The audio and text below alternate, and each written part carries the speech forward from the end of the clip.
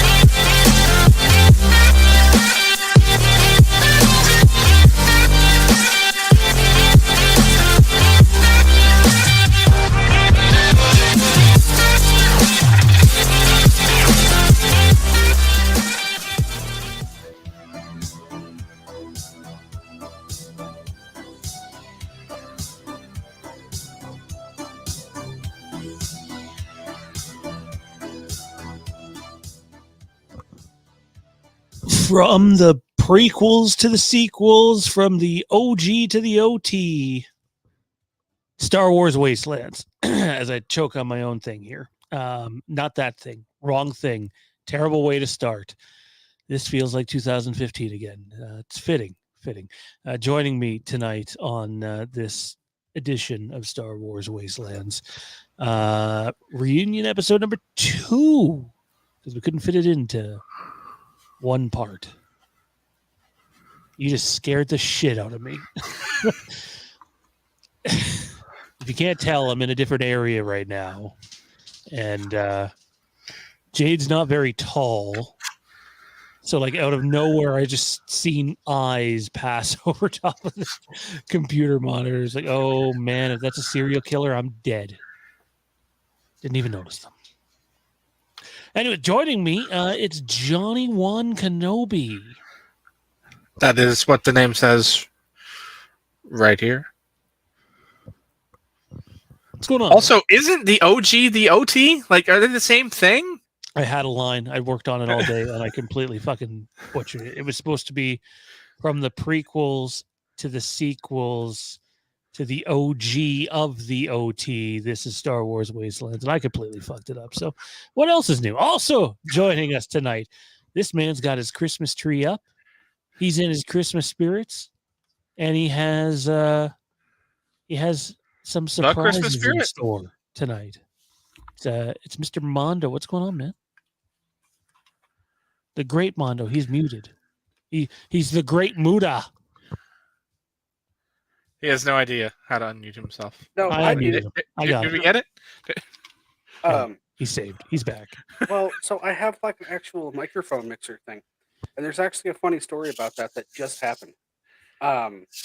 So all week, last week, like playing with it, okay, like trying to mute myself when I was grabbing my Yoda cup and everything, and I thought I was being so good. I thought I was like, man, I'm being so cool.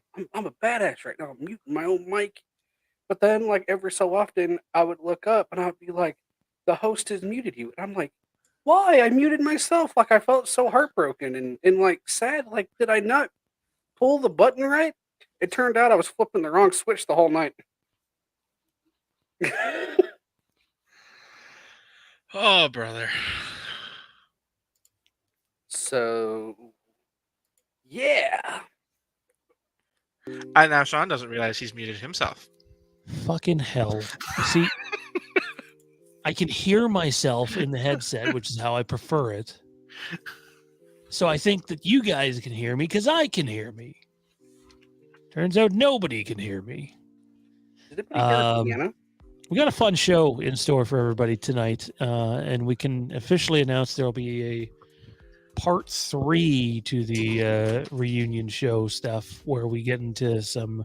We might tackle some of the video game stuff today, but there's no way we get to all of it. So there's definitely going to be some video game stuff going on.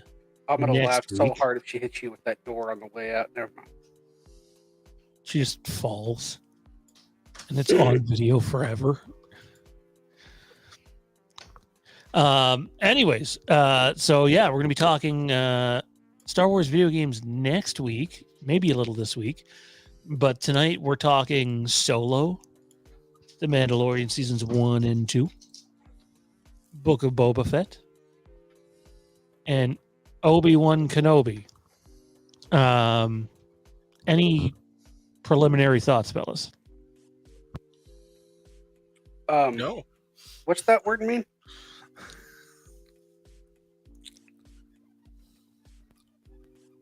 Someone eating ice cream? I swear I just heard someone licking ice cream. Look, I've licked a lot of things in my life. I know what a licking sounds like. What? What? I'm at a loss. I heard someone licking ice cream, man.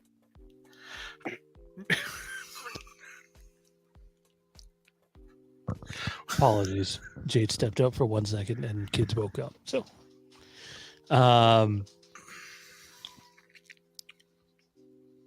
yeah, preliminary thoughts. Any? Oh yeah, what's preliminary? That's like like before everything, right? Yeah. Like, okay. The beginning. Okay, I either thought it was that or like a fancy word for pimple, and that didn't make any sense using context clues. So no, I'm excited, man. This is cool. Replace one word in every Star Wars movie title with the word pimple and see what you get. Pimple of the Sith. A new pimple? Revenge of Pimple Sith. That God. doesn't even make sense. Well, that's kind of what happens when you pop it and blood pops out instead of all the white goop. Speaking of white goop, Pimple of the Sith. That's funny. isn't that what I just said? Yeah, Mondo did say that. In my defense, Johnny I've just fucking developed big over ones. a great many years a tolerance to sort of tuning out Mondo when he's at peak Mondo, and we're 10 minutes into this episode. He's been at peak Mondo for 20 minutes. He's been at peak Mondo before we went to air. That's for damn sure. I'd say I didn't even know she was walking towards me. I did not see her. I didn't know she was back. I'm confused as fuck right now. Like, I feel like this is deja vu. Please slip. Please slip. I want you to get hurt. Here, how about we start here? Let's get. Oh God, I don't know if I can transition to this right now. Damn you for putting me in this position, Mondo. Oh. You created this position. Okay. I like Look, we have talked about mental health at this channel a lot over the last year. I took a pretty significant mental health break at the beginning of the year, where I think I was gone for about a month, and Johnny and the fellas covered all the shows. Just couldn't do it anymore, and that affects all of us. And sadly, tragically, this past weekend, Jason David Frank, better known as Tommy or Tommy Oliver, from Power Rangers, Green Ranger, White Ranger, Zeo Red Ranger, Turbo Ranger, Dino Thunder Ranger. I'm probably forgetting. Anyways, the most popular Power Ranger cast member of all time died and reportedly via suicide. This felt like one of those things where this was one of those weird ones where, like, for whatever reason, official confirmation just was not coming. There was a long waiting time. I remember following the Chester Bennington one, and it didn't last nearly as long in terms of getting to official word. And we were all in a chat together with a bunch of other people, and like, I was really hoping the positive energy of just like, hey, let's not call this official yet would pay off. And sadly, it didn't. And Jason is gone and leaves behind 4 kids. He also had a stepdaughter, I believe it was, that committed suicide last year. Fellas, I don't even know how to hand this off other than this was utterly devastating to hear about. Yeah, a lot of people. So I want to start this off on a serious note. We've been having some fun to kick this thing off, but we're gonna reel this back in just a little bit. And so Sean is absolutely right. The confirmation of this came super late. I actually got I saw a message about it like late Saturday night. And we didn't get official confirmation, I think, until Sunday afternoon, like late Sunday morning, something of that nature. And by confirmation, I mean reputable news sources. I don't mean people on Twitter saying, I got a phone call. I don't, to me, that's not official. No offense to those people that, have 200 Twitter followers and think that they're important. In their mind, they are. And more power to them. Like that, but to me, that's not official. So anytime I was seeing people like quote those people, I was like, hold on, guys, let's wait. Not just out of respect for him, but of his family too. Because there's a chance it wasn't. And I mean, heck, last week, rest in peace, Jimmy Fallon was trending. So those sorts of things aren't unheard of. That people kind of take something, especially something like this, right, where it just kind of started to snowball, and like it kind of felt like the whole world knew about it before any sort of official thing because of the snowballing effect. I want to point this out, and that's in a lot of the comments. I saw a lot of people kind of debunking the idea that he had committed suicide because he was rich and because he had everything and because he always looked happy. I want to make something perfectly clear and say that those things don't make happiness, no matter what people think. I know people think that kind of lifestyle and the success that he had and the fruits of his hard work and labor should make him happy and should make him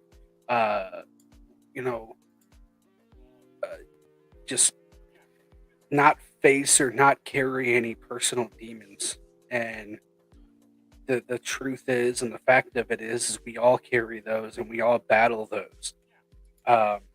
Sean pointed out that his stepdaughter committed suicide last year. And I know he was also going through some other personal things in his life that unfortunately I didn't even know or really care about because it's his life, but I didn't really know about until I started looking into this, like, oh wow. So that being said, if you're listening to this, all joking, all kidding aside, I want everybody to do me a favor. Number one, if you ever see anybody that you think is on the brink of a breakdown, or you see somebody that you can tell needs help, don't condescendingly say, get help, or you need help. That is never okay. Never look down to somebody or treat somebody differently because they carry demons and they're carrying that struggle. Because, man, let me tell you something. At the end of the day, man, like I said, we all carry those. We all have those. And it just, you never know what people are going through. Here, wherever my heart is, it's so big, it's probably like here.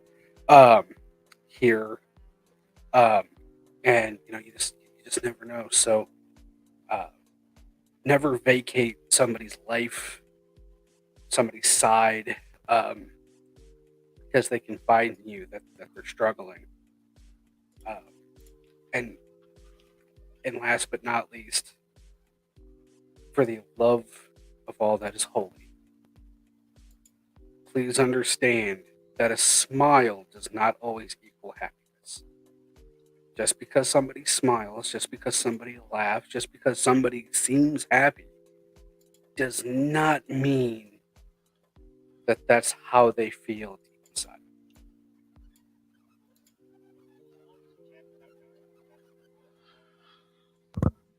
Johnny? I mean, I can't. Mondo is just it. We make jokes, we crack a lot of wise a lot, but I don't think I can say anything more than what Mondo just did. It touches deep.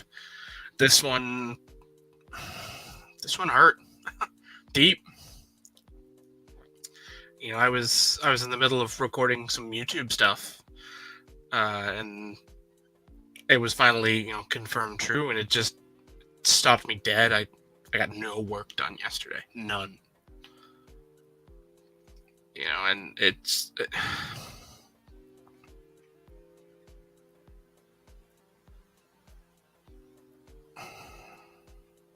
I'm still in the processing phase. Everything Mondo said, though, just all of that.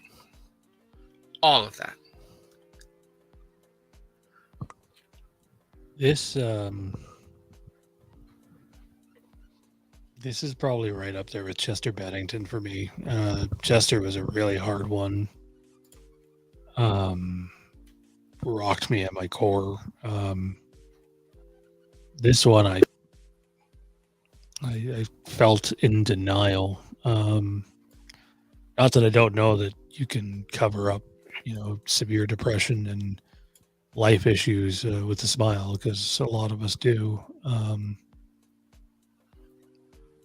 It's just sucked, and I hate it for his family and his friends, and I hate it for him. That he felt that anybody feels that things get so bad to where this is your one and only option. That's horrible. Nobody should ever have to feel that way, and yet so many of us do.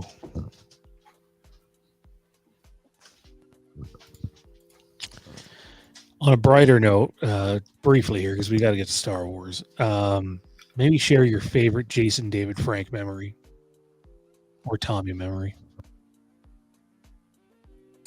That's pretty easy for me. It was actually just a couple of years ago when I was at my first Comic-Con. And he was like, I didn't really get to interact with him directly.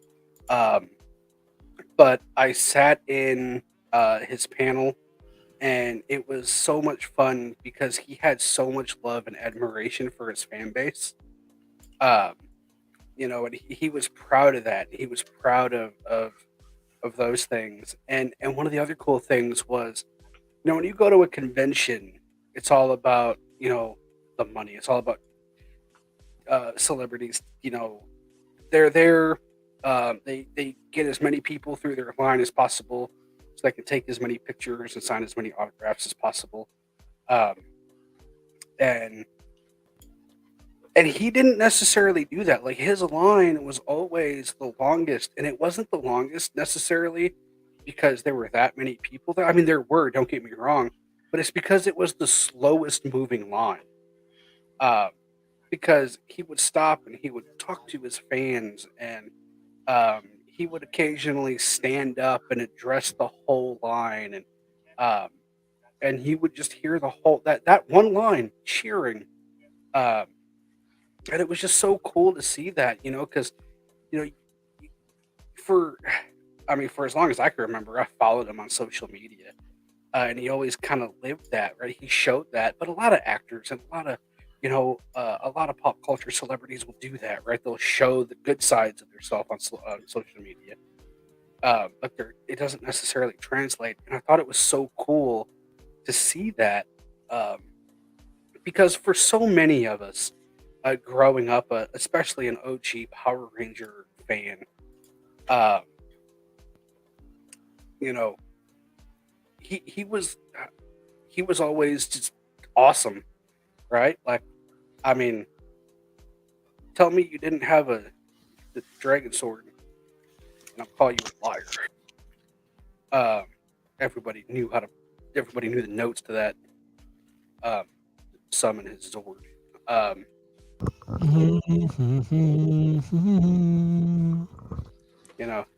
yeah. um, so I mean, he was so cool. He got his own, like, wasn't there like a 3 or 4 episode like Green Ranger story arc in the original Power Rangers? Like, that was just around him. Yeah, in terms of his intro, yeah, it's like a five. I think Green with Envy was, episode. I think, 5 episodes. Yeah, I think, yeah, something like that. It's been forever since I've actually gone back and, but no, it was just he was an awesome, cool guy.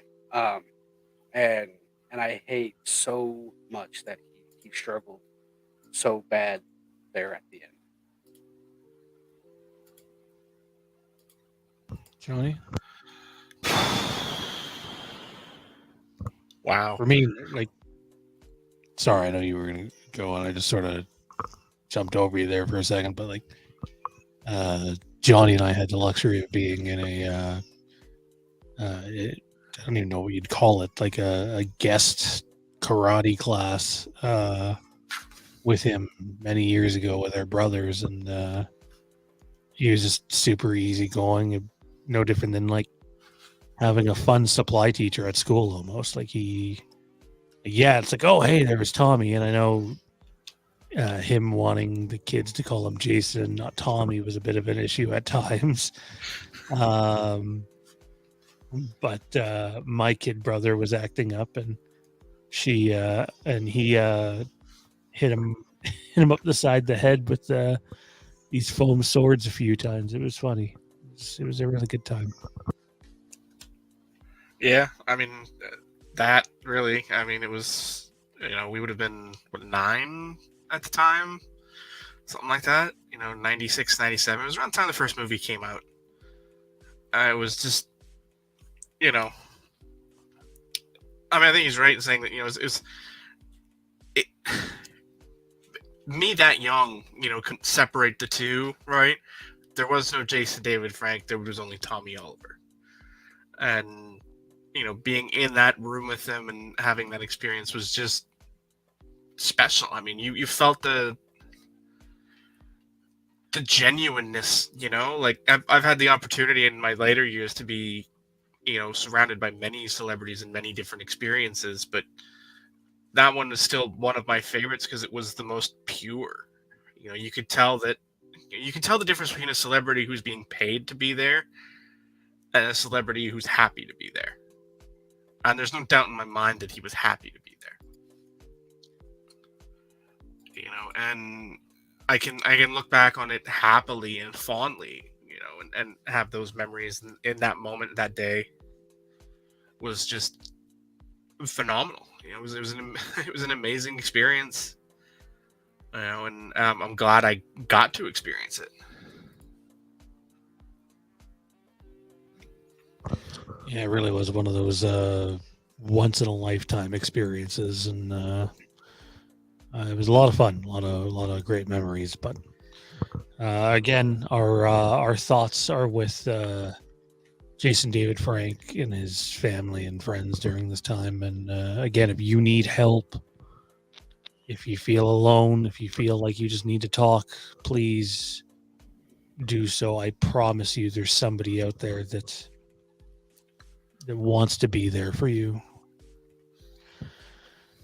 All right, let's move on, fellas. Last week we did Star Wars movies. We got to every one of them except for Solo. Solo came out in May 2018 on the heels of a very divisive The Last Jedi. They basically reshot 90% of the film. Lord and Miller were let go. Ron Howard comes in, and we get the movie that we get. First of all, what were your Solo experiences like? And what do you remember of the film that you liked seeing it the first time?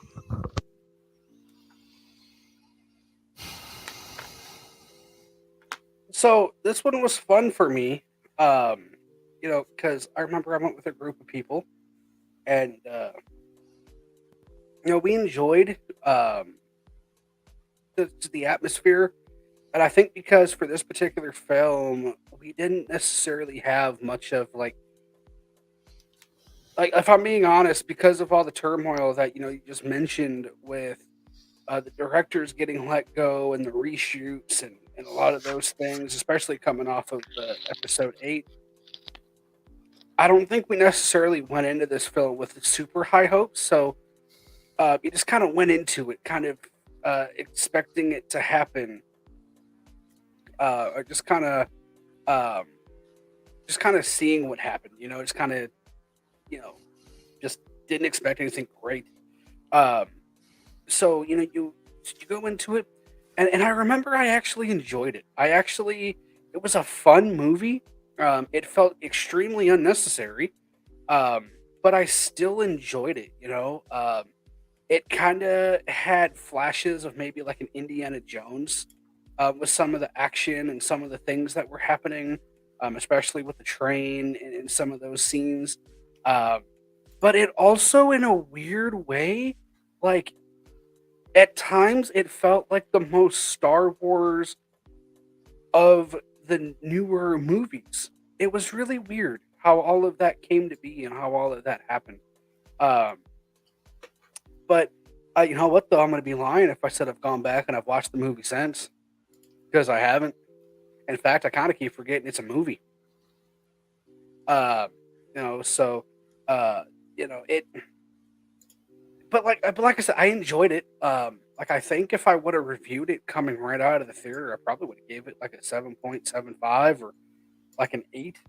Not necessarily from like a Star Wars standpoint, but from a movie standpoint. Because I had a good time watching it. So yeah. Johnny, how about you? I mean, for me, the experience was it was fun, because this was the one where we were able to host, all of the guys at 1138 that we were working with at the time. We they all came up here. Those of us that weren't locally located came up to Canada, and we got to meet a lot of the people that that we'd been working with for the last few years. So we had the opportunity to meet a lot of those guys, and it was just a fun weekend. It was we got to take the Americans to do some of the Canadian stuff. Take them out for poutine, take them. We went to a Blue Jays game. We went to the Hockey Hall of Fame. We did all that stuff sort of around it, and then attended a screening of the movie on opening night, and then recorded a super podcast that night. So it was fun. It was more fun than the movie, if I'm being honest. Because the movie was okay. It wasn't great. And Ty there was with us for that one too. You count into the guys we worked with at that time category, since you were on Wastelands so much at that point. But it was fun. Seeing the movie was okay. It wasn't the greatest movie because there was so much turmoil and craziness attached to it going through the production with swapping out everything like a third of the way through. I was firmly in the camp of I wanted to see the Lloyd and Miller version. I wanted them to be able to do it, but this was the project that Disney sort of Disneyed up the most, I guess you could say. Going through all of the changes and changing out the staff and the production and the entire team as early as they did because they didn't like the direction. I mean, you hire comedy writers, they're going to write a comedy. That's just, that's factual. It's common sense. It really is. I mean, you don't hire... It's the same way as, like, if I'm filming a serious... if I'm filming a comedy, I'm not hiring Ron Howard. No. I mean, sure, he acted in one, but, it's the same principle. You hire people specifically based on their resumes, and then they decided that, nah, it's not working. I mean, it's simple. Like, if you want to hire somebody, that's for insider training, you get Martha Stewart, okay? If you want to hire somebody that can cheat on their taxes, you get Wesley Snipes, okay? If you want to hire some comedy writers, you get the people that they hired. Like, if you want an action movie, you don't hire comedy writers. Like, it's common freaking sense, people. Like, it's common sense. And I agree with you. Like, I would have loved to see that movie. And here's the funny thing about that. I had not started watching Brooklyn Nine-Nine at that point. And I'll tell you why. Because early on, I remember like in Brooklyn Nine-Nine's run, there was like, I remember seeing like some negativity about it, and like, oh, it's not a good show, yada yada. So like, I'm not going to waste my time with this. I got into it shortly after that movie came out. I was like, damn, I wish I would have seen that version of the movie. It would have been awesome. It would have been cool. Like, and it probably would have fit the movie better because, if I'm being honest with you, Han Solo is always kind of the comic relief anyway. Right? So, like, especially in that movie, it sure as hell wasn't going to be Woody Harrelson, although he can be pretty funny. And he did have his moments in that movie. I'll give him that. But also, why was he in the movie? I don't know. It's unfortunate. You stacked the cast a little bit with more comedic people, and then you go and decide we don't want a comedy. It didn't play for me. It didn't work for me. And it turned out to be okay. As far as heist movies go, but they're all pretty generic. Even the good ones are pretty, formulaic and generic. And that's what this one turned into. I mean, it was fun. I enjoyed the characters. I enjoyed the cast and the acting. And, Alden takes a lot of hit for, his performance. But, it isn't his performance that was bad. It was, the fact they took one of the most beloved characters in cinema and decided to create a backstory that at the end of the day made no sense. And don't even get me started on the what's your last name bit, because that was ridiculous. Like, that was the stupidest thing I've ever heard. What's your name? What's your name? Y'all remember that little video? Y'all remember that? You know what I'm talking about? Where like the two old people are like yelling across like their yard. And they're like, "What's your name?" And he's like, "Bill" or something. He's like, "Well, fuck you, Bill." And then they just go in the house. You know what I'm talking about? No. But Oh my god! that happens a lot when you talk, buddy. I need to find that. That is a hilarious. I want to say it was like one of the first. Remember Vine videos? When Vine was a thing before TikTok was a thing. Like I want to say it was one of the first one of them. What the fuck is a Vine video? It was like a short. They were like TikToks before TikToks. They were, but that doesn't mean people remember them. I mean, Vine. I really I enjoyed my solo experience. Bet you did, buddy. It was a lot of fun. There was a couple of things that still kind of tick me off, but all in all, it was a really good time with good people, and we went to a ball game and Yeah, I covered that. walked around Toronto. We did all sorts of things, including seeing Solo.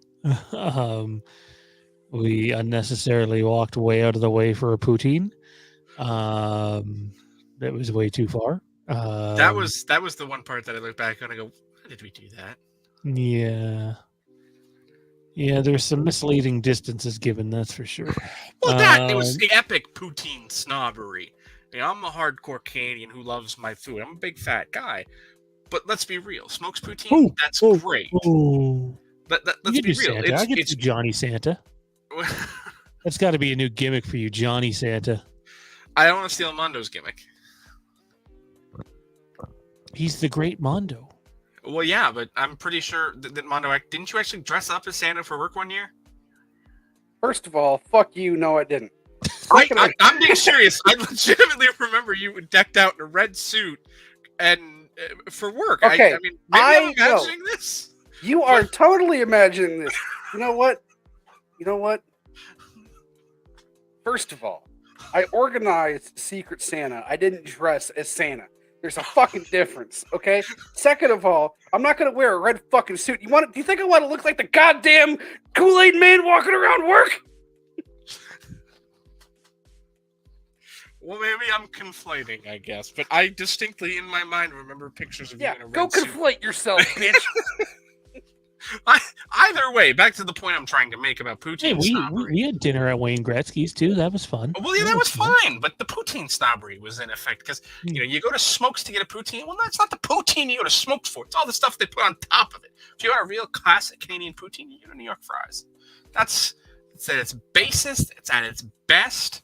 And No. What do you mean? No. For fast food poutines? Oh, okay. Well, I mean, if you can avoid fast food poutine altogether and go to a place that does real good poutine, then do that. Okay, but that's not what we're discussing here. We're talking, the fast food style. Like locally here, like you give me the choice between Mr. Burger poutine and anywhere else, I'm going Mr. Burger. But fast food, I'm still going Harvey's, man. See, the reason I'd say no to Harvey's is because it's not omnicultural. It's got the meat-based gravy. If you're a vegetarian, you need that vegetarian gravy. New York Fries does that. So does Smokes. But New York Fries is way better and also happened to be in the mall we were standing in. Yeah. I don't think I ever want to hear Johnny say meat gravy again. I said it just for you, buddy. I mean, Johnny was like, I've got that meat gravy, baby. Just for you. Come on over here and show me that poutine, and I'll get you that meat gravy. This ain't none of that vegetarian gravy. Oh man.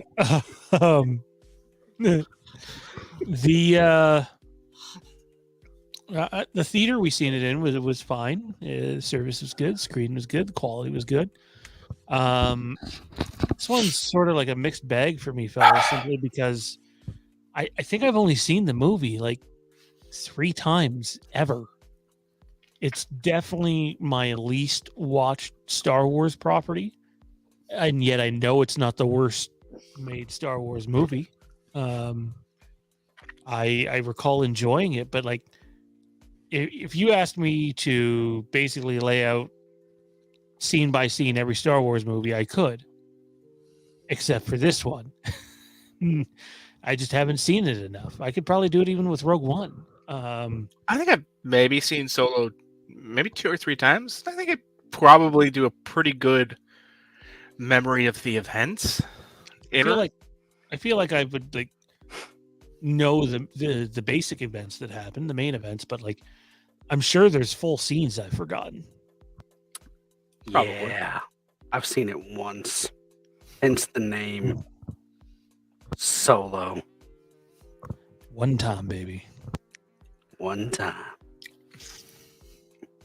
The movie itself, though, again, I thought it was fine. The special effects on it were great.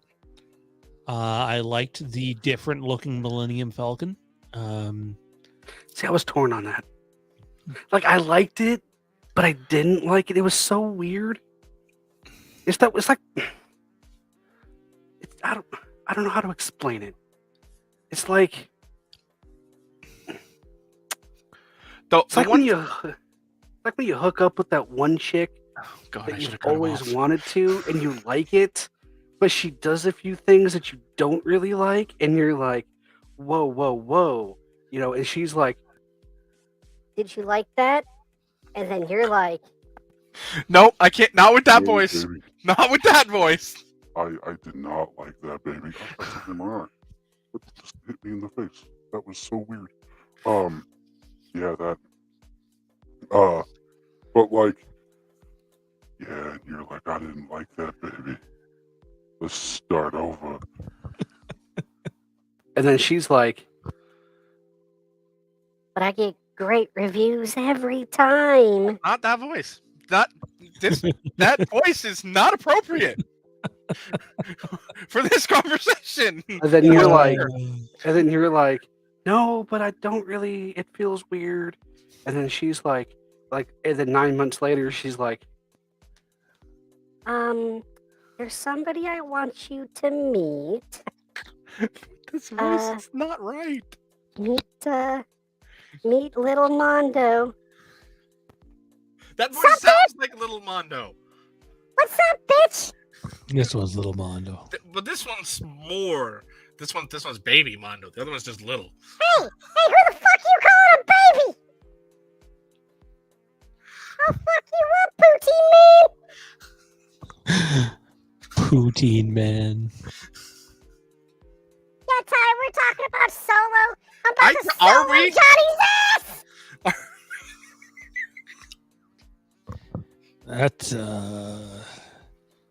That's Johnny's OnlyFans tonight, people. You can look over that. No, it is not. By the way, Ty says he's not a fan of the poutine. Oh, Ty, we had a good run, man. Of the Yeah, poutine, good I think run. he's referring to that specific one. Then yeah, you're probably right. I don't think Smokes he's is lambasting overrated. the whole of poutine. Just that. I think Smokes is overrated personally, but that's just me. It's the toppings you put on it that makes it cool, not the actual poutine itself. I just like poutine. I like classic poutine. Give me a classic fucking poutine. Fuck the fucking fuckity fucks of pork and steak and cheeseburger and all the other crap. If I'm going for like a meal, like if I'm going for just a dinner and that's the all I'm having, then I got no problem throwing some meats on there. Star Wars Wastelands Master Chef Canada. That's fine. But Wastelands returning in a way you never thought it would. Is it really though? I mean, if you've been around for a long time, you're probably like, oh, they really are going back to the basics. meats. I blame Mondo. Hey, you're the one who started us off going through drive-thrus. Yeah, because when I went through the drive-through that night, I absolutely knew there was going to be. What? Now, hold on. That wasn't the first time you'd gone through a drive-thru on the show. That was just the first time you happened to be propositioned by Hawk. Not going through a drive-thru. I'm trying to think of the best way to buy an individual Lady of the night. Buy a prepaid cum dumpster, baby.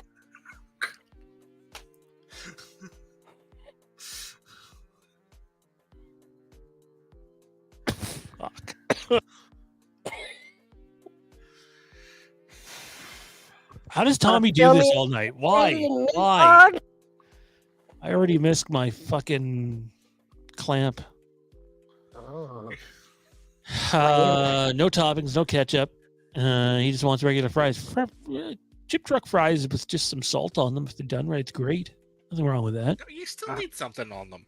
No, Yeah. not if they're done right. It's called a You need potato. something on them, yeah. Yeah, Actually, it's Mondo, called these lips. potato.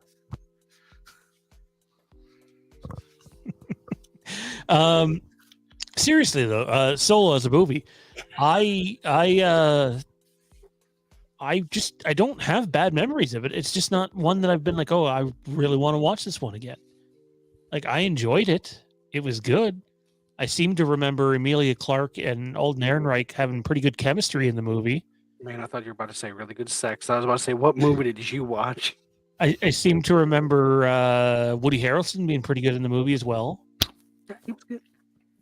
I don't think remember I've ever this- seen a movie I don't like him in, though. Horrifically shoehorned Darth Maul scene in the movie that they were going to try to build out, obviously. Didn't work. They didn't build Yeah. anything. Right. Again, there's nothing, like, there are parts of The Last Jedi that I just can't stand, and there's other parts that I love. With this movie, like, I can't think of one part that I'm like, oh my God, this was just this insane part of the movie that I loved and I want to go back and rewatch a bunch, but I also don't have I hate this part and never want to see it again either. It's just kind of neutral for me. How about you guys? Yeah, I mean, I'll say this: your lack of Donald Glover love is saddening. He was good, but I don't think he was insane. In by the any means. membrane. I think he was the most authentic of any of the playing a character that's already established in the universe.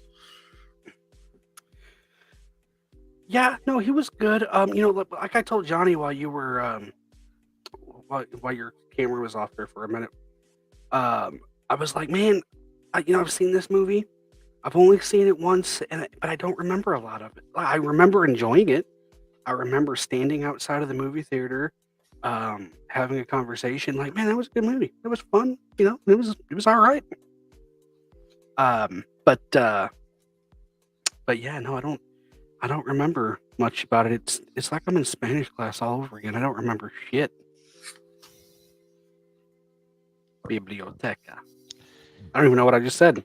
I remember the first time the Imperials show I don't up think he did either when he said that in that show. when when the Star Destroyer comes through like the big cloud there. I think that's a really badass shot.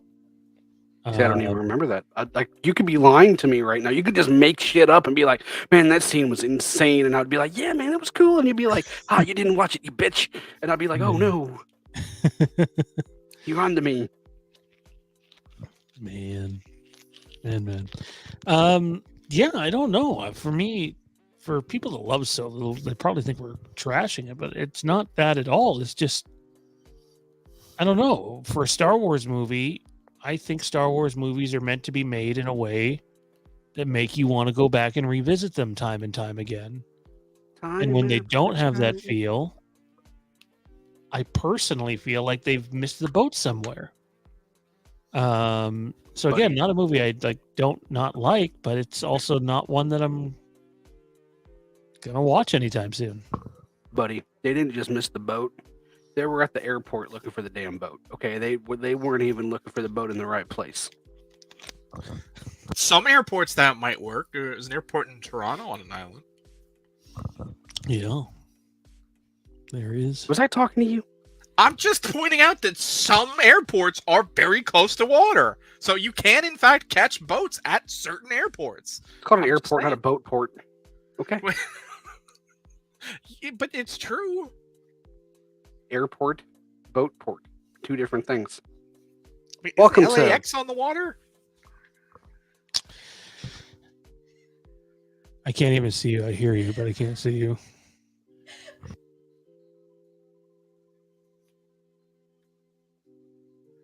Sorry. All right, let's shift gears here, guys. The Mandalorian. We've never, the three of us have legitimately never talked about this. Never really got to preview it coming. and we've had 2 seasons of the show now. I'm going to let Mondo kick it off. What has your Mandalorian experience been like, especially considering in reality most of it follows up the sequel trilogy? Yeah, so so I remember watching. So let me start from the beginning, okay? When I was a young warthog. So I remember watching the first couple episodes of the first season as they were dropping, and I really enjoyed them quite a bit, and I was like, "Dang, that's awesome!" Because I want to say that was like really like the first like Disney Plus show, not Plus show, not Plush show. Let me make sure I enunciate that correctly. Um, and it was the first show on the streaming service there that that really had that cinematic feel and look to it. And you're like, holy smokes! And there's some of it that you look at and you're like, okay, I see where they're cutting corners because it'll be, just a single character, 2 characters, and like a corner or something like that. You can kind of see some shortcuts in those particular things, especially if you're really paying attention. But it still looked amazing. Um, and and then unfortunately, maybe you miss an episode and you're like, yeah, whatever, I'll just wait and I'll build up a couple and I'll watch them. And I remember I sat down and I watched them all and I was like, holy crap, that is awesome. In fact, I want to say because I got so far behind, I didn't even watch season 2 when it first came out. Like I kind of waited until season 2 finished and I just kind of watched all of it together. Um, in fact, I want to say I think I watched the first couple episodes with Zach. Because I hadn't watched it yet. Or I had something like that. I don't remember. It's been a while. But I enjoyed it, man. Baby Yoda or whatever the hell his name is, Goo Goo Gaga, Yingling Beer, whatever. I don't even know what they call him. I forget. I'm not gonna lie. The child. What's his name? Grogu. Guru. Grogu.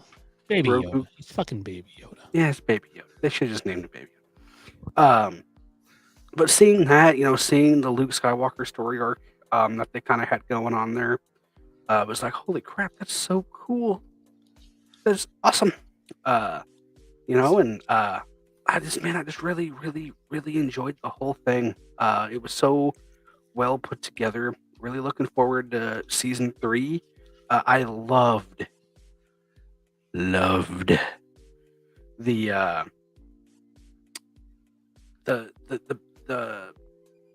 big Mandalorian war they had there. Well, it wasn't a war, but they were all fighting and it was cool and it just looked like something I would do with my action figures as a kid. And I was like, oh my god, yes, I need more of that. Give me more. But yeah, no, it was so awesome. And I've been very critical of a lot of the Star Wars cinematic stuff. I was kind of last week too. I don't know if you guys caught it or not, but how they over merchandised everything, and I feel like they've got the merchandising for this one right. There is a bit saturation in the Baby Yoda stuff, but I feel like it's well warranted with this particular show, if that makes sense.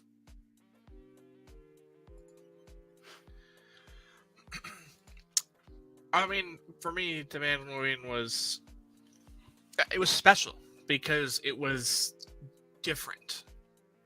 It was the first series that started off that didn't involve the Jedi. It didn't involve the Force. Things were all sort of tangential. And until they introduced, the child and brought him into play and found his importance and the thing skyrocketed in popularity. Like I don't I don't think anyone necessarily expected the levels of hype and the zenith of popularity that the child would reach before even getting a name.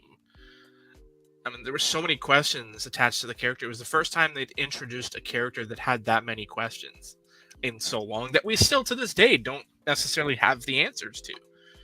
And that's fun. That's interesting to me because it's special. It's different. It's intriguing. And they told a story that didn't revolve around the things we'd expect it to revolve around.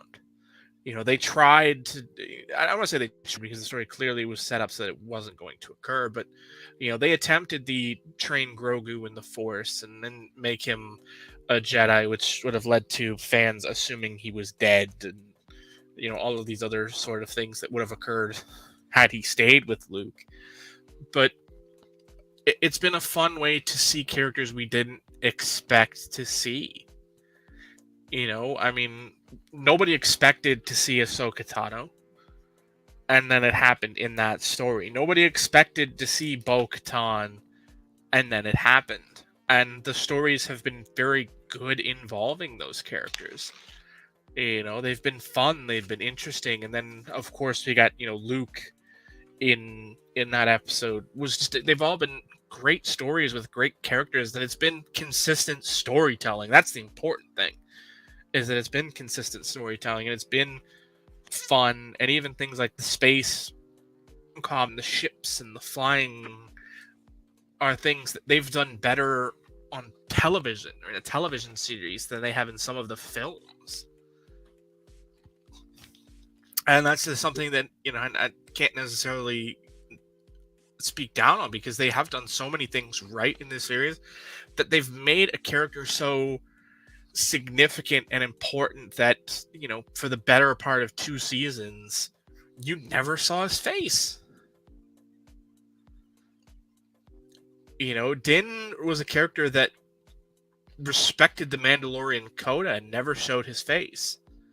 You never saw what was under the mask, and there was so much about the character that was different, that was fun, because you got to see something different, something outside of the norm.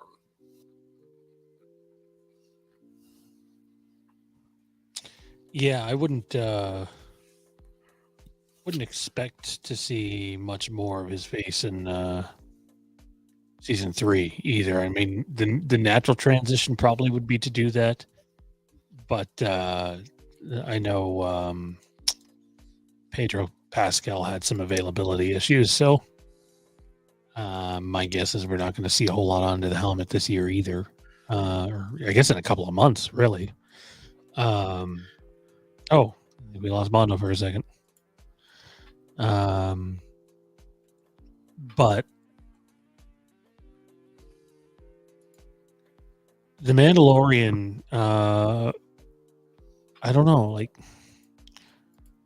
the best way I can put it, The Mandalorian for me was Star Wars needed a win desperately, in my opinion. I mean, you'll have some, maybe overly optimistic people that will say they didn't and they were just fine. And I'm not saying Star Wars was going to die or anything, but they were just in need of a win. And they got a pretty damn big one creatively and commercially with The Mandalorian. Yeah, I mean, you said it best. That they needed a win, and they got that win in a big way. I mean, Grogu is the most popular character to come out of Star Wars since Darth Vader. Like any creator. No, Jar Jar Binks wishes he got that popular. I mean, he might be for all the wrong reasons. That's not popularity. That's disdain. But Grogu hit equally effective at times. Oh, sure, if that's your intent. Mondo is having internet issues, so hopefully he will be back here shortly. The only complaint I have about The Mandalorian, really, is it's too short.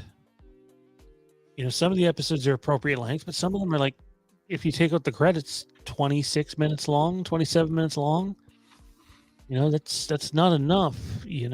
They haven't, in my opinion,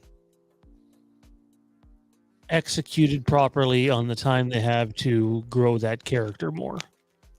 Not that the character hasn't grown. I quite liked Din Djarin a lot. But I think there's been a misuse of time, especially considering there has been a lack of time. So other than, just the episodes being too short, I really like what the Mandalorian's done. I like the fact they brought in Ahsoka. I like the fact that they laid the groundwork for Grand Admiral Thrawn, who is coming, and probably in a much bigger way than people realize too. At least that seems to be the indication. This connective universe, the Mandalorian universe they're building. Not every Star Wars TV show fits in necessarily, but the Mandalorian, Book of Boba Fett, Skeleton Crew next year with John Watts, who did the most recent Spider-Man trilogy. All these are sort of like going into their own thing, kind of Avenger style, and it's going to culminate somewhere, but I think without the success of The Mandalorian, it would all be moot. The Mandalorian, I know Mondo missed it, but I said that Mandalorian gave Star Wars a win when they needed a win.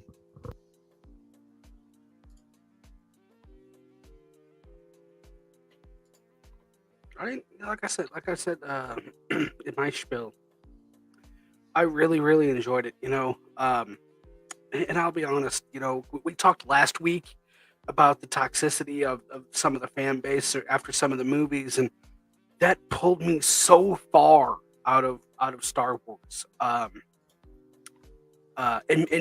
that honestly might be one of the reasons why I wasn't so so in a hurry to just jump in and watch this, right? So I'm glad I did. It was awesome, but I really did enjoy that, and honestly, it was going to take a lot to get me into that, because the toxicity of what had happened around episode 8, 9, it it wore me down, man. Like, it really did. It wore me down. So I had a lot of fun with it. I'm so sorry if I'm saying things you've already said. First of all, my internet decided hey, so I'm using a laptop, and my laptop all of a sudden was like, hey, we don't want to connect to no stinking internet. Like, it didn't even show me any of my I'm in an apartment building, and it was like, there's not a single Wi-Fi network to click on. I'm like, well, that's a lie. You're a lie, laptop. But it kind of felt like I was watching a Western. Like a modernized Western, with the way that a lot of it looked and felt, and I love the groundwork that it laid. You were talking about Thrawn, and you'd kind of mentioned the Book of Boba Fett. I love the groundwork, and I love the direction that this is going into. And I think you and I had maybe kind of talked about this a little bit in our preliminary, I learned that word, conversations about getting the band back together for Wastelands. And we had talked a little bit about this, and we had talked about how can they maybe take a little bit of this episodic, I mean, it's all episodic, but like this Disney Plus episodic magic, and drop it into a vial and maybe put some of that into the movies, because it's not even close, in my honest opinion.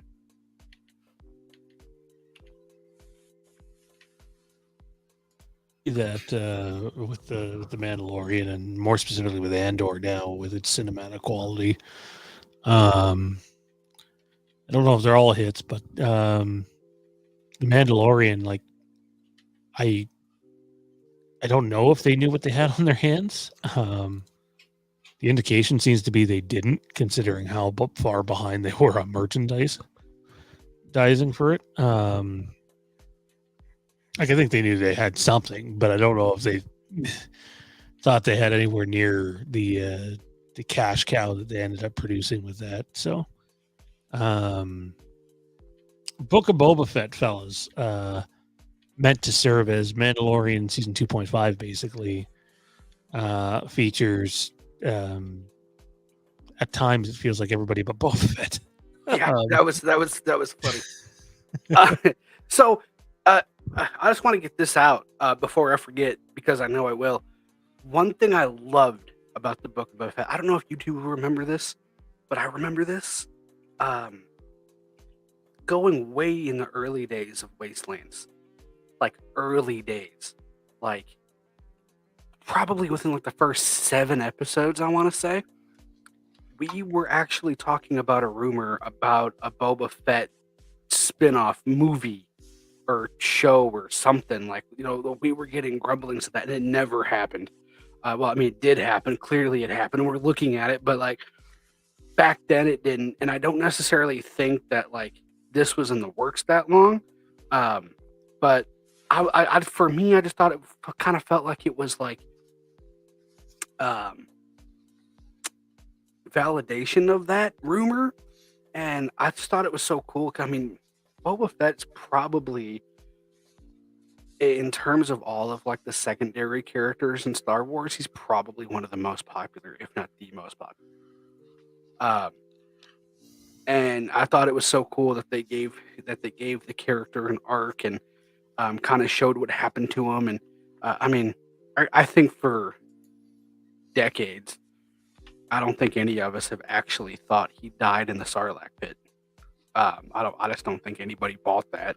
So I know some people were like, "Oh, they just retconned his death." I'm like, dude, I don't think anybody ever really thought he was dead, but you.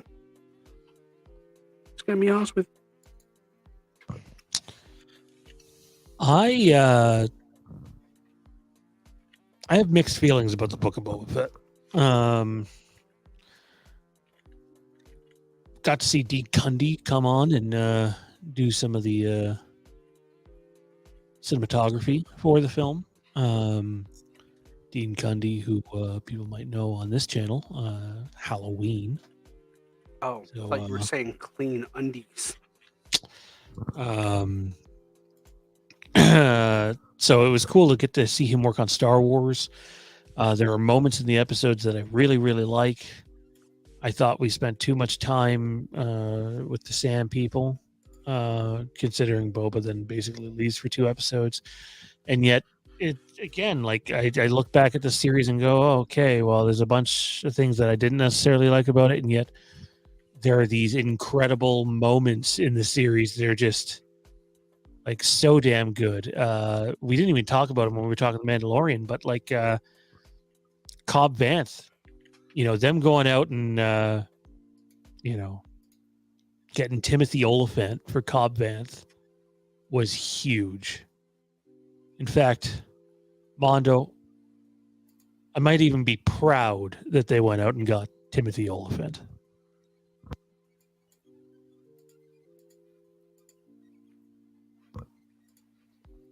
That was your cue.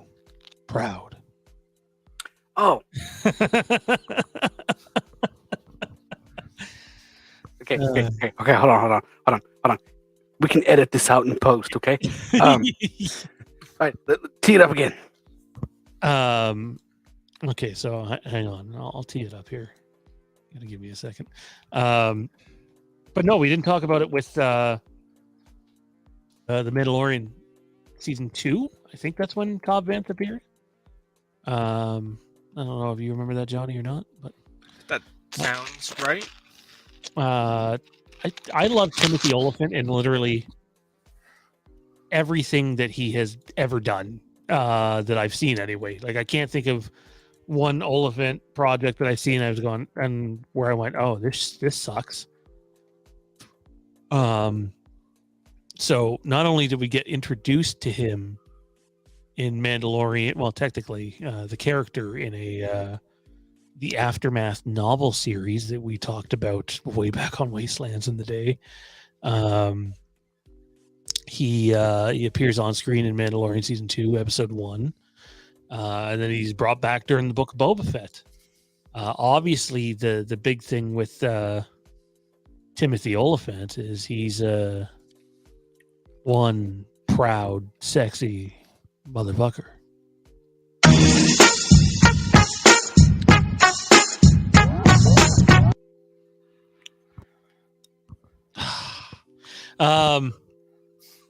No, I dig to Timothy Oliphant. Whatever you can add in any Star Wars project, video games, animation, movies, TV, wherever, if you can add talent that is good at what they do, you're probably going to be better off for it, in my opinion. Oh no, dude, you are absolutely right with that, and and I think that's something that excuse me, I have something in my throat. But I kind of feel like that's something that the movies sort of did at times. Is I felt like they went out and they got talent, but they stuck them in the weirdest places. Like, I mean, don't get me wrong, they got talented people. That's not what I'm saying, but I don't know. I just felt like that's something that Star Wars seems to lack at times, is going out and getting those those great names like that. Does that make sense? Does that make sense? Like, because did we know who Daisy Ridley was before 2015? Exactly. I mean, we love her, right? I mean, we do, but just saying. She's cool. I'm not saying it's a bad thing, but we can use some star power in Star Wars. The Book of Boba Fett also gives us Cad Bane live action. Yeah, that was cool. I actually enjoyed that. I wish we would have got a little more of him. But I thoroughly enjoyed Cad Bane. He was a badass. But then they did this, guys, in that I believe it's the same episode too. They did this. We seen the Luke Skywalker Rogue One, his take on the Darth Vader scene at the end of Mandalorian Season 2. And we've seen CG Mark Hamill. And it looked okay. I think we were all happy with just how the scene played out and badass Luke and whatever. And then a year later, they come back with these advances in the technology, which for my money kind of changes everything going forward. What were your thoughts when you guys got to see this? I thought it was awesome. Like, I was like, holy smokes.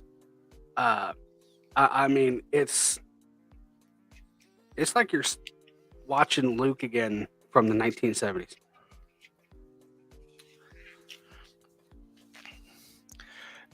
It just further proves the fact that I'm fairly certain Mark Hamill has a love child in Hollywood named Sebastian Stan.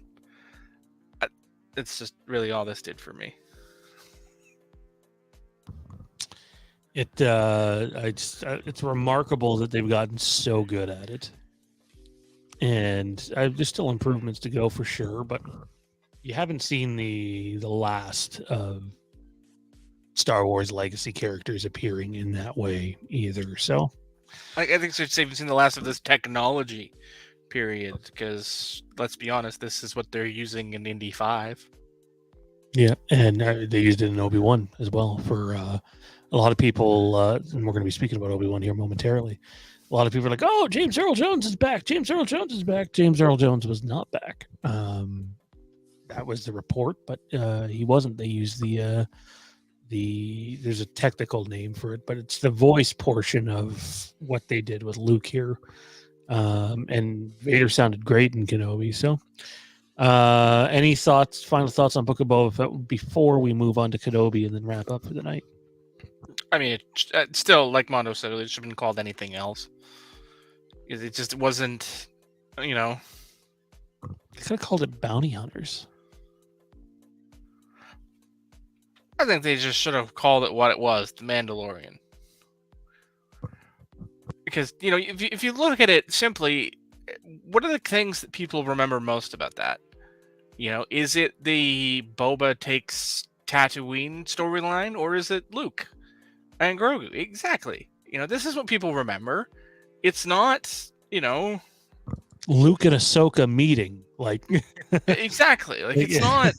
I'm sorry. This is supposed to be book of Boba Fett, and the most important things have nothing to do with him. Yeah, I'm not saying that to be critical either. I love that it happened. I do kind of understand why some Boba Fett fans are cynical about it, because it's like, oh, hey, where's my Boba Fett show? I went almost 2 episodes without him. But then you give these 2 massive Star Wars legacy characters their meetup, obviously, with Anakin / Darth Vader being the connection. I do feel like in this series, Boba Fett plays second fiddle multiple times. 电量偏低，请及时充电。 The heck? Did you press a button? I didn't. Mondo's getting ready for some whatever that was. Hey, I specifically told you this thing came from Korea. I really hope whatever it is it just said isn't something that's going to get us canceled. I don't know what that was. Like, I don't even think there's a like. What the? Like, okay, guys, listen. I do a lot of shticks on here. Okay, I always will. Okay, this is not a shtick. Okay, like I pushed all these damn buttons earlier, and not one of those buttons made that noise. Okay, like I don't even. I think it said Takamichi Duku. I thought it was like touching my wee wee or something weird. Like I have no idea. Oh, back to the OnlyFans. Mondo, Johnny and I have talked about this one on air already. Every single episode of it, in fact. What were your thoughts when we finally got?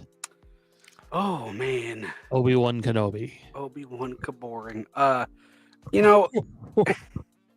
Kick him off I'm the show. kidding. That's it. He's done. I'm kidding. 电量偏低，请及时充电。 Okay, which one of y'all is doing that? Johnny, is that you that doing that? I'm literally 2 hands on a Coke. I'm not doing a damn thing. Sean, was that you? No, sir. Dude, I don't know what's happening. It's like shing shong, shing shong, shing shong. But we're just gonna power through. But no, like I really enjoyed it. It was really fun. It was really interesting. I'm lying right to your eyeballs. Like at first I was like, oh damn, this is so cool. The first couple episodes were really cool. I have one massive complaint. Okay, and this is all of Star Wars. Also, I really like the lightsaber in the eye there. That's really clever. One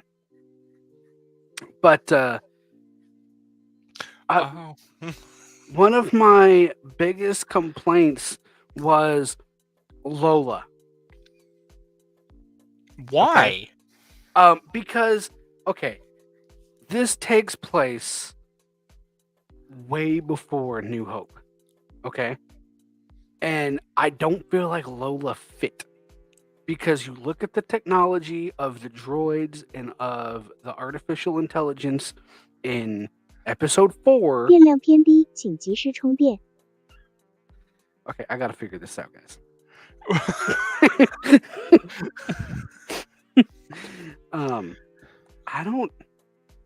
I don't know what it could It's definitely be. not me. I was muted.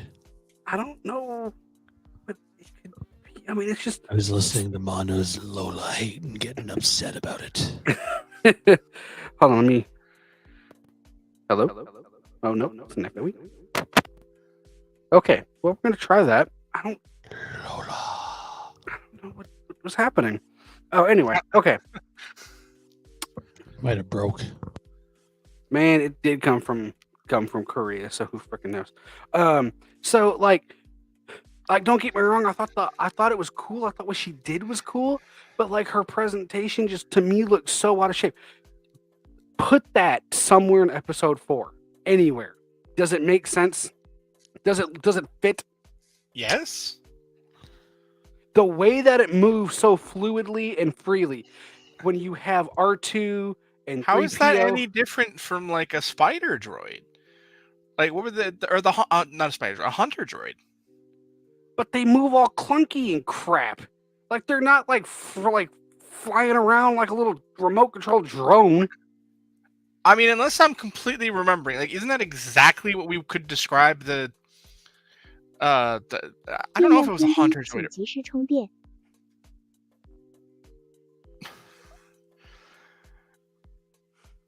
Clearly, you didn't figure it out. But like, it's really no different than than a probe droid, really, right? I mean, you know, it sort of floats around, flies around on its own, does its own thing. I don't, you know, it seems perfectly in place for me. But like those, like they move slow and they kind of hover, and like they're still like clunky and you know, like I don't know, like this just moves so. Man, I can't explain it. Like it just, to me, it just doesn't seem like it works right. Like it just, I don't know. Like it just, I don't know. I just can't picture it. Like in my mind, I can't picture just the way that Lola moves around, like that it would fit. I can't. I mean, I don't understand your maker. hate. It's the official Star Wars pancake maker. Sticking to it. Star Wars. Why not? Who uses Talking a about pancake merchandise. maker? I mean, clearly it's a waffle maker. Was it a blue waffle maker? I have every reason to come on here. 电量偏低，请及时充电。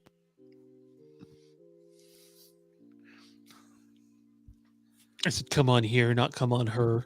I wonder if it. I wonder. Okay, so this thing is battery operated. I don't like put AA batteries into it. It's got like a rechargeable battery, and I'm wondering if the battery's dying. And it's in Korean. So It could be. does anybody here speak Korean? Ian's not around at the moment. Where's Ian when we need him? Tell Ian to watch this playback and find out what that thing is saying. I'll give it a shot.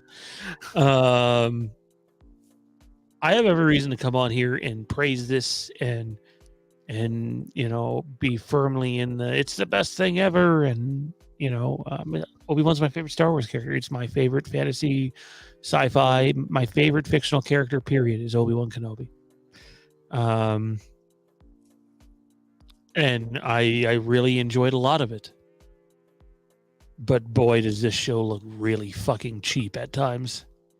Like, let me tell you, they do not utilize stagecraft properly in this show at all. And it's frustrating because Mandalorian does a pretty good job of utilizing it. And at least disguising it. And at times 电 during 量偏低， Kenobi, 请及时充电。 you really see the shortcomings of them using stagecraft.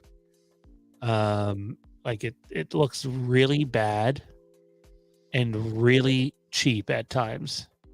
And that's frustrating. It's frustrating to watch a show like Andor right now and see how immaculate, incredibly beautiful that show looks.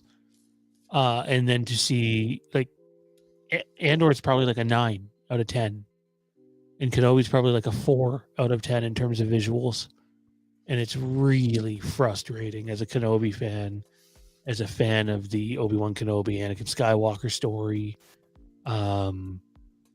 I just thought it deserved more money and it deserved more time to properly execute what it was trying to do. And again, I liked it. Fuck, I even loved it. But on the technical side of things, I was pretty let down. But storytelling wise, I don't know if they could have picked a better story to tell for me personally. How about you, Mondo? Where are you with Kenobi? Okay. Can you hear me? Yep. Okay, good. Hold on. How about this? Unfortunately, yes. Okay, good. I changed my ports. There's like multiple ports in the back. Like one just goes in the computer, and the other one charges it. So I don't know. It's really weird. I don't understand that. So I changed it to see if maybe that stops the chinka chinka, whatever it was saying. I just got myself canceled for 2 lifetimes. But you know what? I started off. I really liked it. I was like, oh man, this is awesome. They've outdone themselves, but they've outdone everything. But then, some of the CGI, the stagecraft, if you will, just looked like dog dirt. Absolute poop.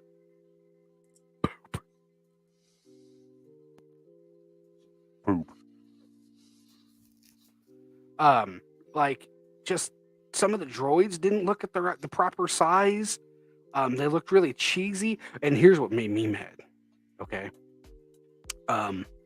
Like in one episode, it would be like a practical effect, and then in another episode, it was CGI'd, and it wasn't even CGI'd well. It's like they got halfway through the episode and like the prop caught on fire, and they needed to scramble to fix it really quick. Like that's the only explanation I can think of. The only explanation, like someone accidentally knocked it in the pool, or they spilled coffee out at craft services. I have no idea, but either way, it was stupid. Absolutely stupid. I totally agree with that. I guess I just, again, maybe it's my bias getting in the way, but I thought that this character and the stories that we're telling, considering you reintroduced Darth Vader with the story, were important enough to handle with a little more care. Again, creatively, I don't have a single problem with the creative decisions that were made, the story decisions that were made. I really, really like the story. I agree. The story was fun. I like the story. I thought that because it fits. It fits Leia's like admiration and trust for Obi-Wan. And it explains why when she got into a heap of shit in episode 4, that was the first person she thought of because they bonded and they created that whatever. I completely get it. I get it. I get that. But yeah, they dropped the ball in some places. Johnny, how about you, man? How you feeling several months later? It looks like he's got a tummy ache. No. I mean, I don't have anything really negative to say about it. You know, I'll be honest, I don't spend too much time looking at the backgrounds. So, you know, the stagecraft didn't really bug me, you know, because I wasn't focused on it. You know, and that's just, you know, me. I was more focused on the things that were happening in the foreground, you know, that I didn't spend the time analyzing the background, and that's fine. You know, and I know that episode where they're staring at the gate there, I think it was like 5? the 4th or 5th episode. Maybe 5. All the stormtroopers are lined up. Obi-Wan's on one side, Reva's on the other side. You can clearly see that they're staring at a flat screen for like a good chunk of the episode, and it's just like, oh man, that's, I don't know, that to me that I'm shocked that doesn't take you out of it more, man, considering you're a prequel hater that hated the green screens. I think because it's just I was still more focused on the stories, and it's not the green screens so much that I hated, but the use of them. You know, it just. And it wasn't even so much the green screens that I hated so much about the prequels, because, you know, if there's one thing I've said is that visually it looked great. It's the content that I found disturbing. Much like the content going on in the screen, you keep moving it around here to this way. So it's just, you know, it was the content, not so much the the action. And I didn't really have an issue with that sort of stuff, probably because someone who shall remainless decided that it would be a great idea for us here at the channel to have a recap up immediately after the video goes live. So I was watching them at 3 o'clock in the morning every week. So I didn't really notice a lot of that technical stuff because it was You're 3 the guy o'clock in that the didn't morning. even want to rule out doing it for Andor. Whoa, I didn't say that. Oh, you were on air being like, "Oh, well, maybe we'll see more." And I was like, I said maybe we'll see, and then we did out. 1 week, and I'm like, no. I was dying. I don't know how I didn't die on a couple of those mornings. It was. I'll remind you, it was your idea. Oh wow! Fight! But I didn't really have any of those technical issues because it wasn't stuff I was looking at. I wasn't for the technical nitpicks and gripes because I've only watched it through once, so I haven't gone back to look at sort of those technical nitpicks and picked apart the backgrounds and seen some of the flaws in the stagecraft or all that other sort of stuff. I just didn't notice the first time through because I was looking at other things. There were definitely things that took me out of it. There were definitely things that I was not a fan of, and it's things that other people were a fan of. like what? Name one. I particularly was not a fan of the lightsabers because I didn't like the way they looked with the lighting effects that they were using. I didn't like that. I didn't mind them in the final duel. I thought they toned it down a bit in the final duel. By that point, they had, but when they're like in that first one, when they're in the mining facility. Yeah, the mining facility. I think when they're out in the quarry, it's like it's so intense. It looks ridiculous. I understand why. Like, I understand the effect they were trying to achieve, but it just looked so ridiculous. Like, because anytime we'd ever seen lightsabers to this, really, like, they'd never cast glows like that. And it was just, it sort of took me out of it. Like, it was too much. Like, they saw how effective the lights of a lightsaber were in the Rogue One hallway sequence, I guess. And it's like, let's do it bigger. Let's keep doing this sort of thing. And it didn't work. Like, yeah, sure, it was okay when you had, the scenes where Obi-Wan had the blade up and it was reflecting in his own face because it was, just a few inches away. But overall, it just felt like an overused effect just to have that sort of dichotomy of colors in a relatively monotone sequence. And I did not like that because, as someone who has difficulty with colors to a certain degree, it just sort of took me out of it. What did you guys think of the duels? We got two of them between Kenobi and Vader in this. Obviously, Vader and Reva have a duel that's pretty damn good too. I really enjoyed what they did with the duels and how they're two very different things, and thematically, like that first duel made a ton of sense. Like, we just saw Obi-Wan use the Force for the first time in who knows the hell how long. Probably almost 10 years.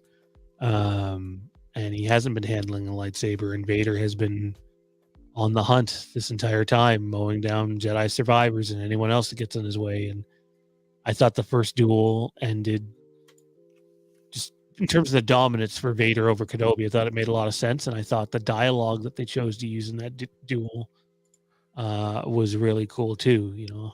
I am what you made me, which I think is a really good line. Yeah, no, I agree. I thought that was really cool. And, obviously you don't see a lot of lightsaber dueling in The Mandalorian or the Book of Boba Fett for obvious reasons.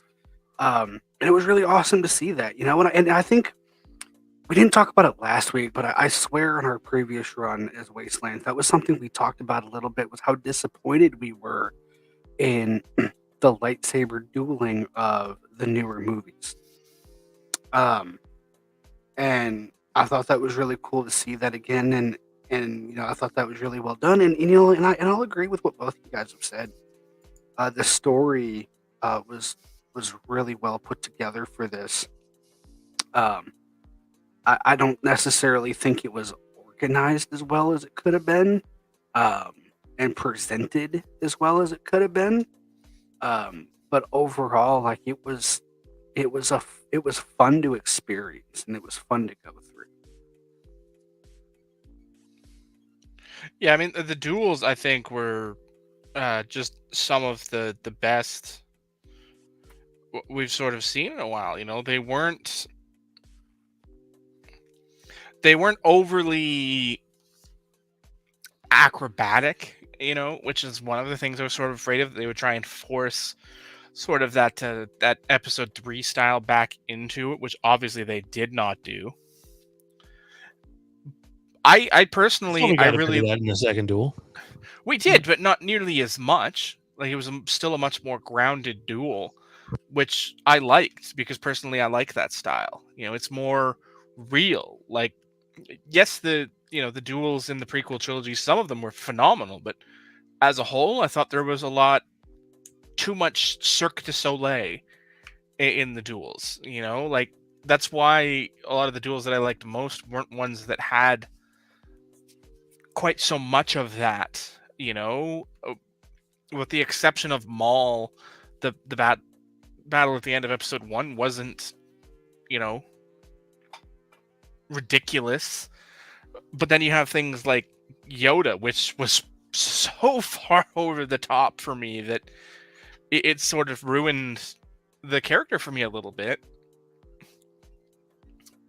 It just, you know, it felt more authentic to be two men who, one of which is very much out of practice, you know, one of which who hasn't picked up a lightsaber to this point. I don't think Cutting meat and stinks. That's what he's been doing. yeah, I mean, like to this point, he hasn't picked up a lightsaber quite possibly since their last duel. You know, so it's been a long time that he has been without practice. So you see that throughout the course of the series, you know, that he's relying more on his abilities than, you know, his external abilities than his battle skills, because that's where he is, you know, and I enjoyed that. I liked it. I liked the way that, you know, sort of you got to see Vader playing with his food, as it were. You know, I really enjoyed that side of him because it worked very well, you know, and I really enjoyed the duels we got this time around because they were that blend of, you know, grounded and, you know, athletic, that they weren't acrobatics. Yeah, I thought, again, I feel like we got more of that in the second duel than in the first duel. Not a ton, but it was nice. The way they did it was kind of like, okay, well, Kenobi's been going on a few missions now, and obviously his connection to the Force is growing stronger. And, you know, Kenobi kind of takes it to Vader in that second fight. And I don't mean just at the end, like, he even early on is pushing Vader back, and I really thoroughly enjoyed how they did that, and I could see why that would infuriate Vader more, knowing that this guy's been doing nothing for 10 years. He's a bum who I could have just killed, but I played with my food instead, and he just kicked my ass again. Like that had to be infuriating. That kind of reminded me. I don't know if you guys ever did this, but on like the old wrestling games, when you would like force a kick out because like you weren't going to kick in their ass, and then like they'd come back and somehow beat you, and you'd be so mad because you would just hit them with like 13 stunners in a row, and they were like dead with a capital E, and then all of a sudden it's like, oh no, how did I lose this? The Kenobi / Anakin Vader moment there when the masks partially cut up was arguably one of the most emotional scenes I've ever seen in Star Wars. That was kind of hard to watch, and that one got me. I teared up during that one. That was like years and years and years of waiting to, you know, hear how Kenobi knew he was more machine than man now, and all that he tells Luke back in Jedi. we finally get, and how he knows that. It's kind of tragic. It's heartbreaking. Yeah.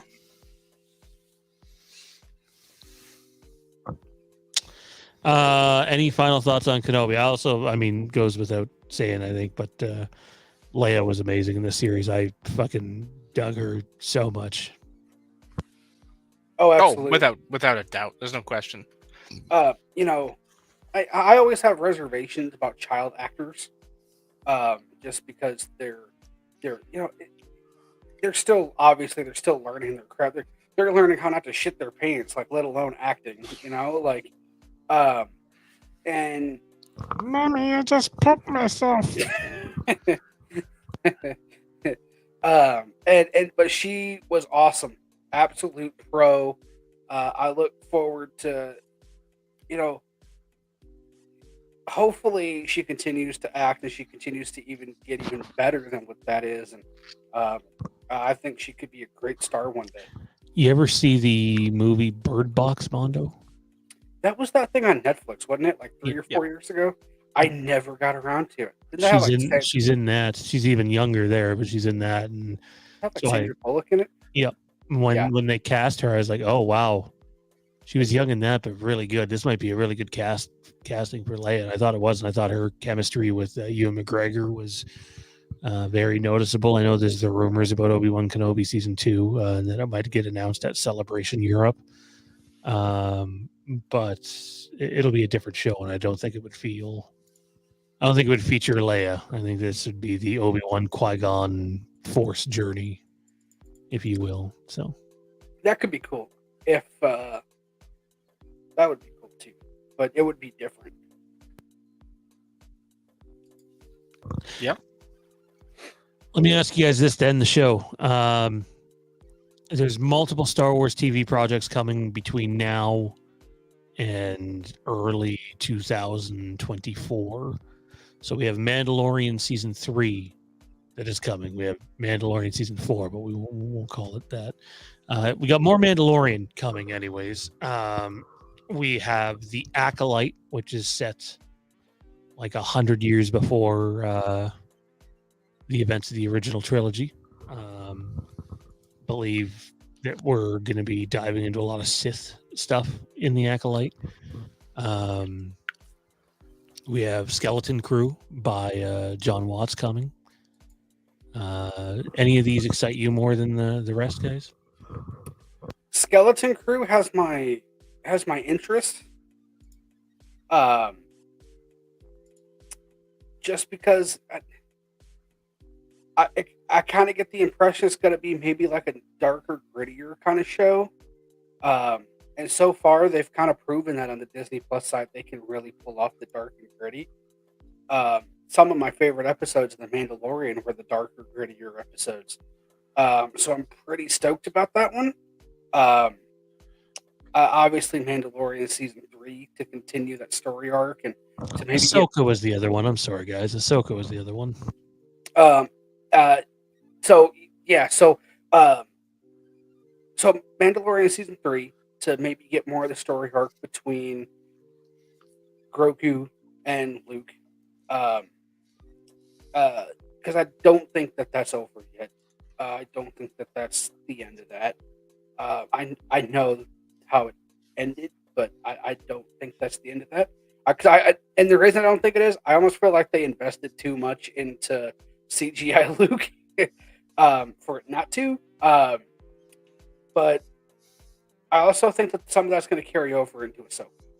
And I think you're going to see some of that there. And I think that I really hope they're building for something big with all of these stories.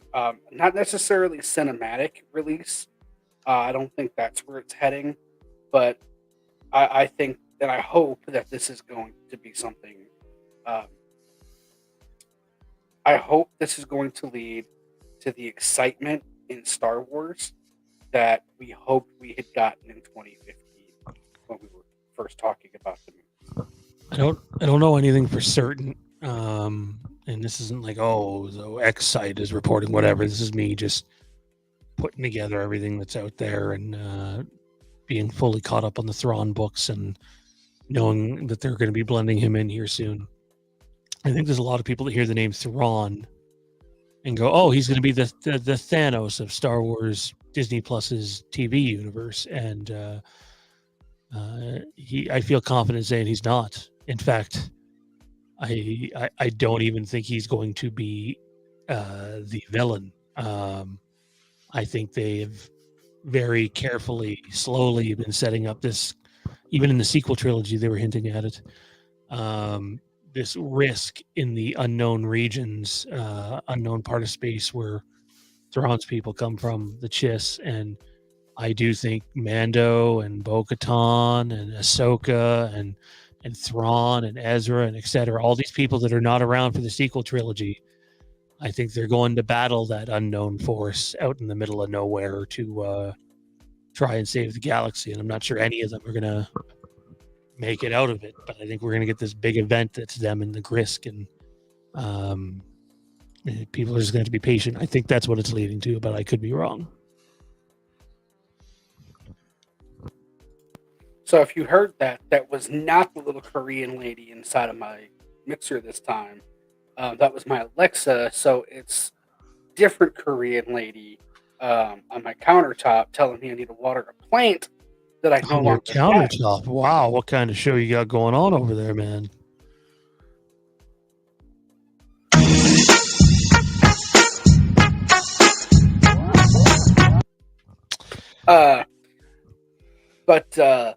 Yeah, no, like I'll be honest, man. I feel like Disney Plus, and look, people can rag on subscription services and all that stuff all they want a different day. Like I get some of the frustration behind some of that stuff.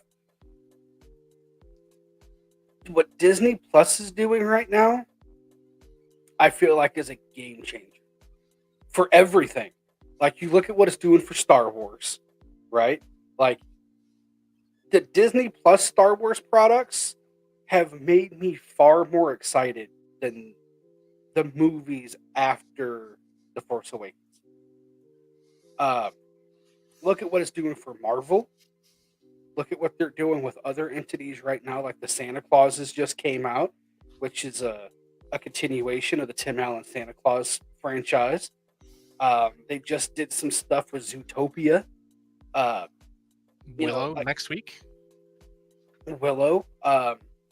So they are. I mean, what they're doing is just fantastic over there, and I feel like it is changing the game, and that's what Disney does. That's what Disney has always done. They have always changed the game, and I think that we're about to see it. And when I bring that up, because I think in a couple of years we're going to be looking back at this and be like, "Damn, it was so simplistic back then." Like, just imagine what it's going to be in a couple of years. Speaking of changing, Chapek's out and Iger's back, and I think it was a few weeks ago, maybe a month ago, there was a bunch of reports out there saying that Chapek had basically told Kathleen Kennedy, just focus on Disney Plus. You know, if you get a movie, far enough in development, we'll then turn your focus there. But just don't worry about movies all that much, and let's just focus on Disney Plus. And obviously it wasn't just because of what's going on with Star Wars, but Chapek's now out, Iger's back, and I wouldn't be surprised if with Iger's back we get a little more clarity on the next Star Wars movie, tentatively stated for 2025. I think there'll be some focus there, which I think is needed for sure. And I know there's already some Johnny Depp rumors out there going on with Pirates and them scrapping Margot Robbie's thing, and I figured there'd be fallout just from everything that's happened this year, and with Bob Iger coming back, chances are even stronger for that now, to be honest. So we'll have to wait and see. I think that's going to do it for our episode tonight, though. We're going to have gaming next week, all gaming, only gaming, unless there's some massive Star Wars news to talk about. And then we will probably break for the holiday season, and then we'll be back. We're not sure how often yet. but we'll be back, and as long as these two want to continue to do this occasionally, and it'll be a good time. Yeah, and I know. So a little bit of behind the scenery, and I don't mean behind the glass door that Sean's sitting in front of. Last week when we talked about this, we were very. I don't know if you guys noticed or not, but we were very careful in not saying too much about the future, because we wanted to kind of see how it felt, right? Because you talk about something's going to feel right doesn't mean you're going to get in and it's going to. And I would like to say I feel like we've kind of gotten back into it, like we hadn't missed a step. And if we had missed a step, it was on purpose for the sake of a joke. So I really look forward to what we can do in the future. And I'm excited to see what kind of content we can create after the holidays. I think there's an opportunity to do some Star Wars gaming related cross stream stuff too. With Johnny's got his own YouTube channel where he's doing that, and we've always wanted to do some stuff like that. Although that would require me to actually find my Elgato. It's somewhere around. But there's the opportunity to do a bunch of things. We'll figure out. We don't want to bite off more than we can chew, but we'll figure out how frequently we'll be back, and there'll be episodes posted way ahead of time, unlike tonight's, which was posted way late. And knowing how YouTube works, a lot of notifications weren't even sent out. But life's kind of crazy right now for me. So, in fact, I can officially say that next Monday's show, as long as we're all good for that Monday for the gaming, will be my last one before we move. I'm going to take the rest of those next few days off and probably end it with that. Final thoughts, gentlemen, before we get out of here for this evening so Mondo can go be with those beautiful ladies from earlier. Well, this got real weird real quick. Speaking of that, where's Did it? It did, yes.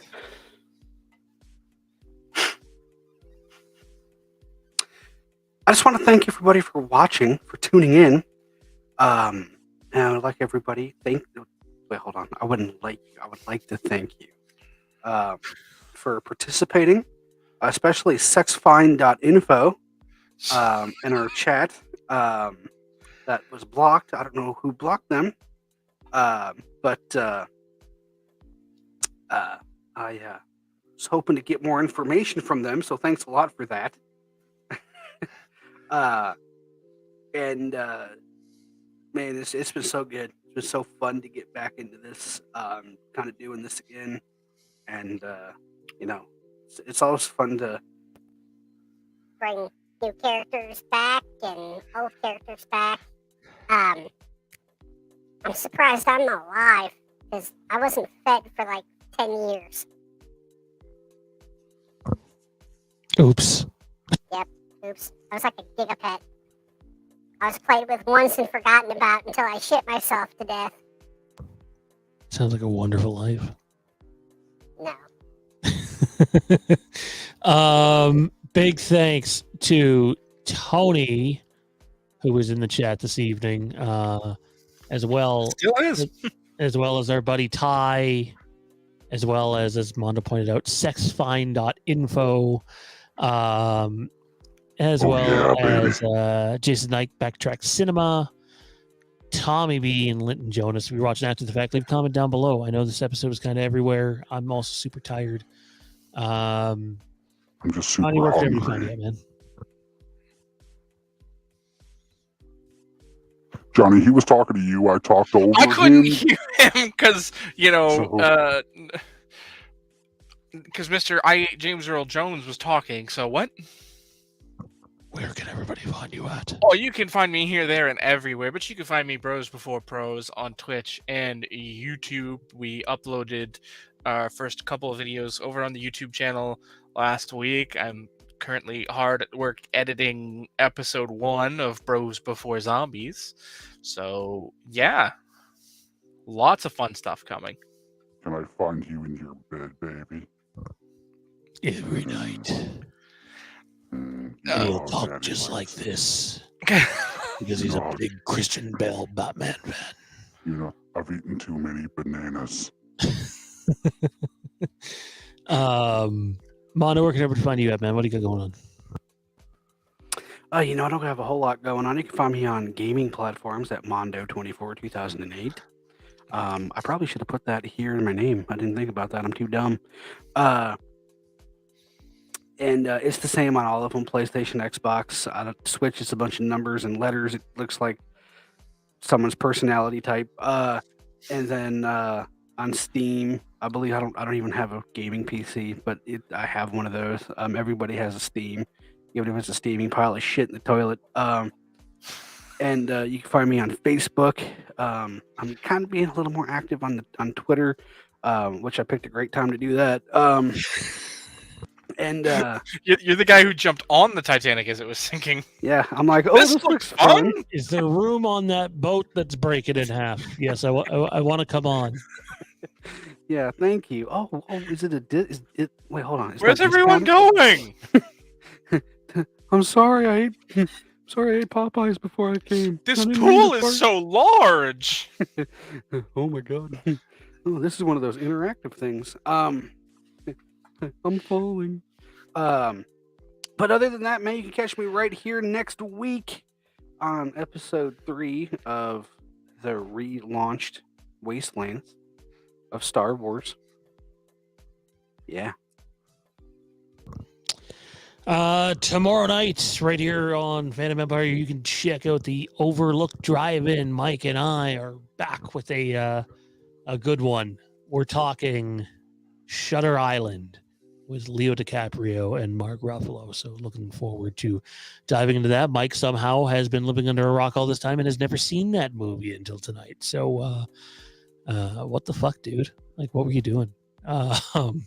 Don't forget to click that like button, comment down below, subscribe, smack that notification bell around until it does what you tell it, and all that other shit. Big thanks to everybody out there. We'll be back next week to talk Star Wars gaming, stuff that's come out and stuff that is supposed to come, if we ever see it. But for Johnny and Mondo, I'm Sean. Let's try this again. From the prequels to the sequels. No, I fucked up. I'm out of here. Wow. Take us out proudly, Mondo. Okay.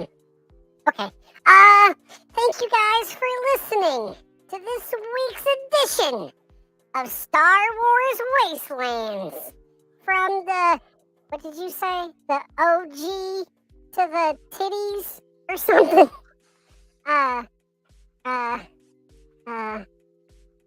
I'm floundering here. Line! I need a line! Proud.